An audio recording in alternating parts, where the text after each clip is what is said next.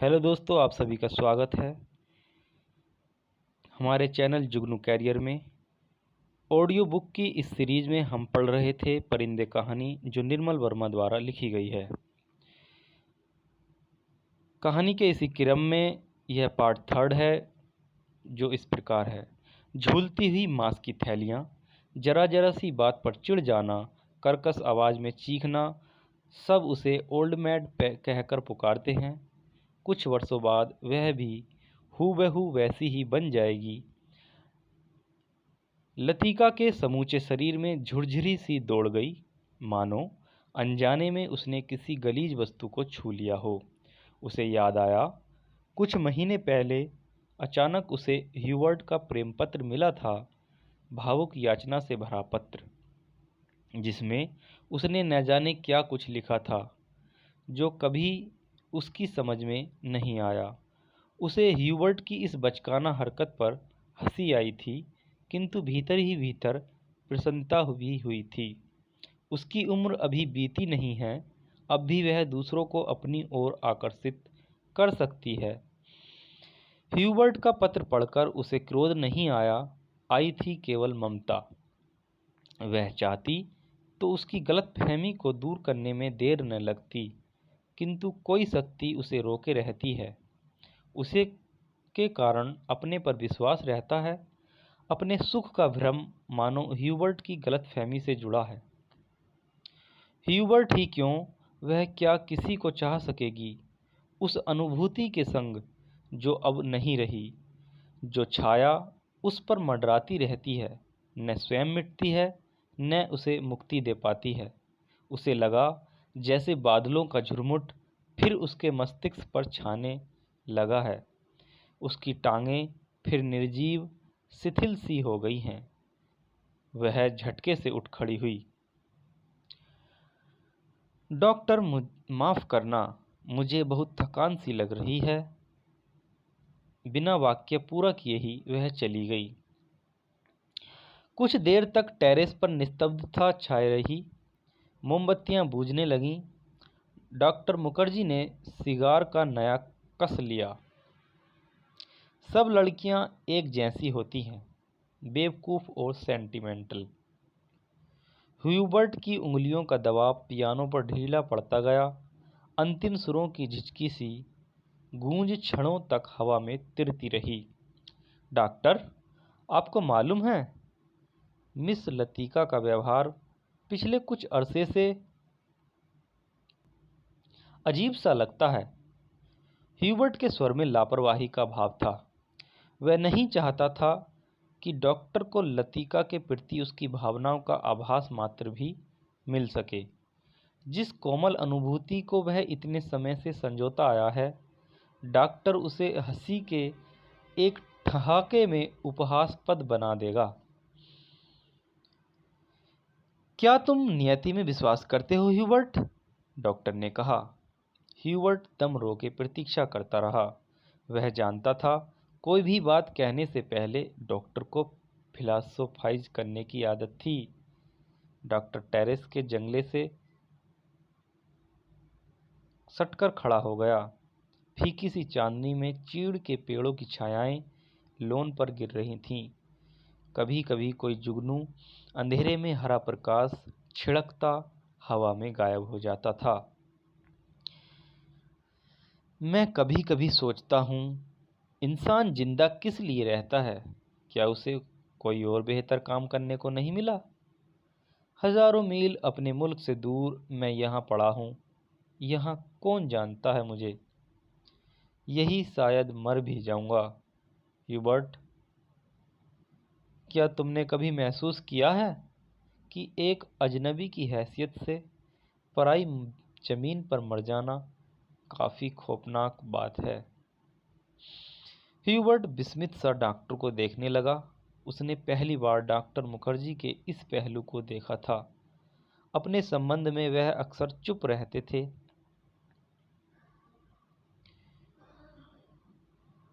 कोई पीछे नहीं है, यह बात मुझ में एक अजीब किस्म की बेफिक्री पैदा कर देती है। लेकिन कुछ लोगों की मौत अंत तक पहेली बनी रहती है। शायद वे जिंदगी से बहुत उम्मीद लगाते थे। उसे ट्रेजिक भी नहीं कहा जा सकता, क्योंकि आखिरी दम तक उन्हें मरने का एहसास नहीं होता। डॉक्टर, आप किसका जिक्र कर रहे हैं? ह्यूबर्ट ने परेशान होकर पूछा। डॉक्टर कुछ देर तक चुपचाप सिगार पीता रहा, फिर मुड़कर वह मोमबत्तियों की बुझती हुई लौ को देखने लगा।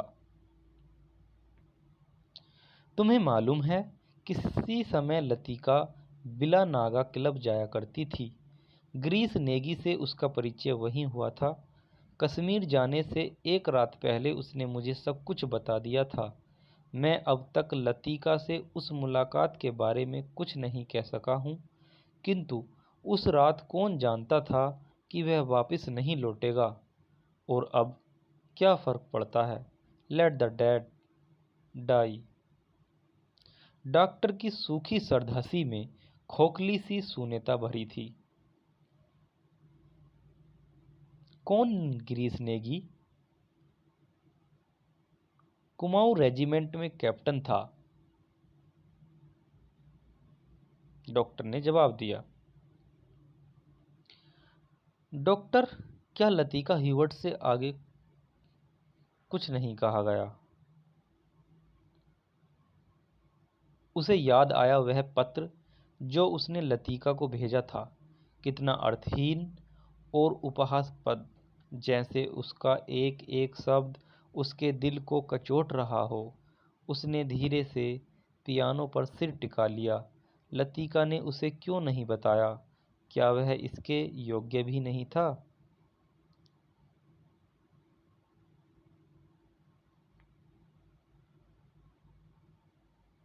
लतिका, वह तो बच्ची है, पागल। मरने वाले के संग खुद थोड़े ही मरा जाता है।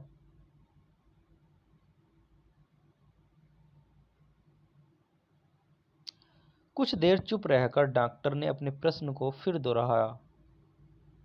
लेकिन ह्यूबर्ट, क्या तुम नियति पर विश्वास करते हो? हवा के हल्के झोंकों से मोमबत्तियां एक बार प्रज्वलित होकर बुझ गईं। टेरेस पर ह्यूबर्ट और डॉक्टर अंधेरे में एक दूसरे का चेहरा नहीं देख पा रहे थे, फिर भी वे एक दूसरे की ओर देख रहे थे। कॉन्वेंट स्कूल से कुछ दूर मैदानों में बहते पहाड़ी नाले का स्वर आ रहा था। अब बहुत देर बाद कुमाऊं रेजिमेंट सेंटर का बिगुल सुनाई दिया तो ह्यूबर्ट हड़बड़ाकर खड़ा हो गया। अच्छा, चलता हूँ डॉक्टर, गुड नाइट, ह्यूबर्ट ने कहा। गुड नाइट ह्यूबर्ट, मुझे माफ़ करना, मैं सिगार ख़त्म करके उठूँगा, डॉक्टर ने जवाब दिया। सुबह बदली छाई थी। लतिका की खिड़की खोलते ही धुंध का गुब्बारा सा भीतर घुस आया, जैसे रात भर दीवार के सहारे सर्दी में ठिठुरता हुआ वह भीतर आने की प्रतीक्षा कर रहा हो।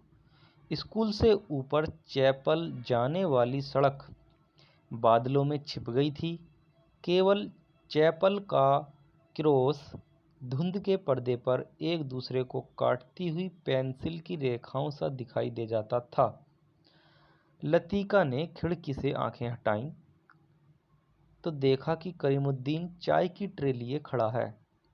करीमुद्दीन मिलिट्री में अर्दली रह चुका था, इसलिए ट्रे मेज पर रखकर अटेंशन की मुद्रा में खड़ा हो गया। लतिका झटके से उठ बैठी। सुबह से आलस करके कितनी बार जागकर वह सो चुकी है। अपनी खिसियाहट मिटाने के लिए लतिका ने कहा, बड़ी सर्दी है आज, बिस्तर छोड़ने को जी नहीं चाहता। अजी मेहम साहब, अभी क्या सर्दी आई है, बड़े दिनों में देखना कैसे दांत कटकटाते हैं। और करीमुद्दीन अपने हाथों को बगलों में डाले हुए इस तरह सिकुड़ गया जैसे उन दिनों की कल्पना मात्र से उसे जाड़ा लगने लगा हो। गंजे सिर पर दोनों तरफ के उसके बाल खिजाव लगाने से कत्थई रंग के भूरे हो गए थे। बात चाहे किसी विषय पर हो रही हो, वह हमेशा खींच तान कर उसे ऐसे क्षेत्र में घसीट लाता था जहां वह बेझिझक अपने विचारों को प्रकट कर सके। एक दफ़ा तो यहाँ इतनी लगातार इतनी बर्फ़ गिरी थी कि भोपाली से लेकर डाक बंगले तक सारी सड़कें जाम हो गईं। इतनी बर्फ़ थी मेम साहब कि पेड़ों की टहनियाँ तक सिकुड़कर तनों से लिपट गई थीं, बिल्कुल ऐसे। और करीमुद्दीन नीचे झुककर मुर्गा सा बन गया। कब की बात है? लतीका ने पूछा। अब यह तो जोड़ हिसाब करके ही पता चलेगा मेम साहब, लेकिन इतना याद है कि उस वक्त अंग्रेज बहादुर यहीं थे। कंटोनमेंट की इमारत पर कौमी झंडा नहीं लगा था। बड़े जबर थे ये अंग्रेज, 2 घंटों में ही सारी सड़कें साफ करवा दी। उन दिनों एक सीटी बजाते ही 50 घोड़े वाले जमा हो जाते थे। तो अब सारे सेट खाली पड़े हैं। वे लोग अपनी खिदमत भी करवाना जानते थे। अब तो सब उजाड़ हो गया है। करीमुद्दीन उदास भाव से बाहर देखने लगा। आज यह पहली बार नहीं है जब लतीका करीमुद्दीन से उन दिनों की बातें सुन रही है, जब अंग्रेज बहादुर ने इस स्थान को स्वर्ग बना रखा था। आप छुट्टियों में इसी साल भी यहीं रहेंगी मेम साहब? दिखता तो कुछ ऐसे ही है करीमुद्दीन, तुम्हें फिर तंग होना पड़ेगा। क्या कहती हैं मैम साहब, आपके रहने से हमारा भी मन लग जाता है, वरना तो छुट्टियों में यहाँ कुत्ते लौटते हैं। तुम जरा मिस्त्री से कह देना कि इस कमरे की छत की मरम्मत कर जाए।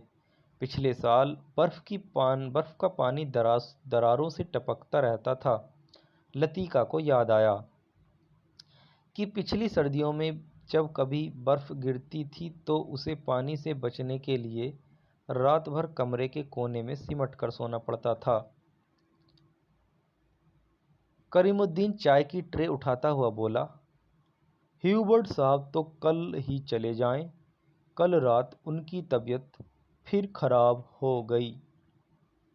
आधी रात के वक्त मुझे जगाने आए थे।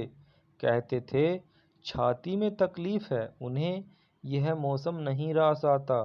कह रहे थे लड़कियों की बस में वह भी कल ही चले जाएंगे। करीमुद्दीन चाय की ट्रे उठाता हुआ बोला,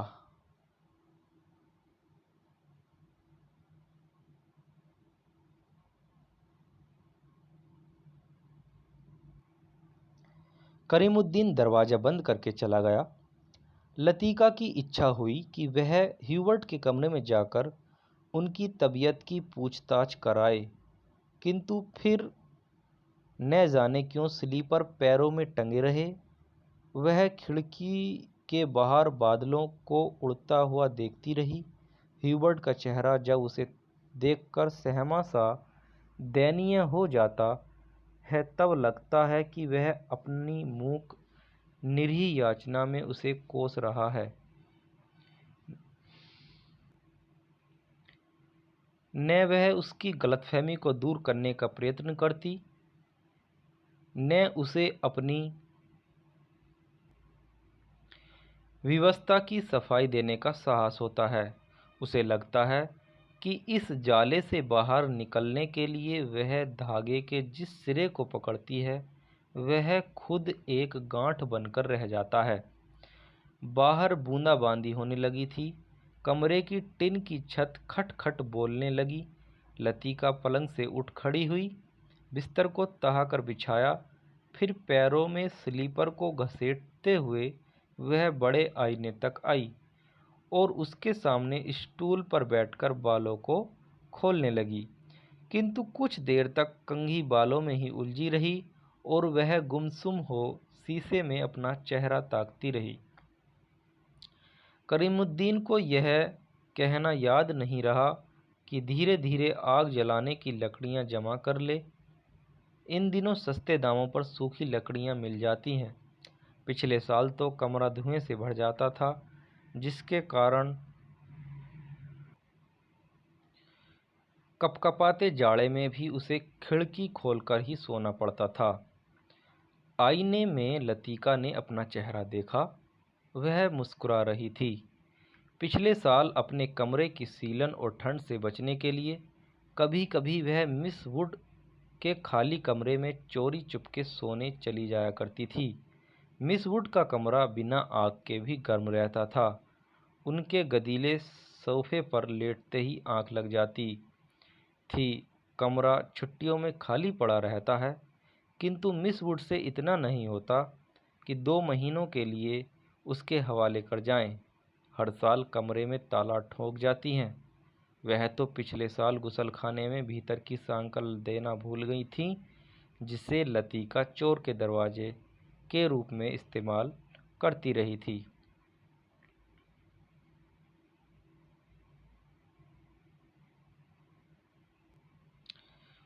तो दोस्तों, यह पार्ट यहीं ख़त्म करते हैं। अगले पार्ट में यहाँ से आगे की कहानी हम पढ़ेंगे। तब तक के लिए चैनल सब्सक्राइब कर दें, शेयर करें और लाइक करें।